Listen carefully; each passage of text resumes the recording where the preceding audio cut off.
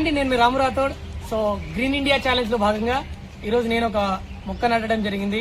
So నిజంగా నాకు చాలా చాలా చాలా హ్యాపీగా ఉంది. ఎందుకంటే నేను ఒక విలేజ్ పర్సన్ ని. సో నాకు ప్రకృతితో చాలా అనుబంధం ఉంటుంది.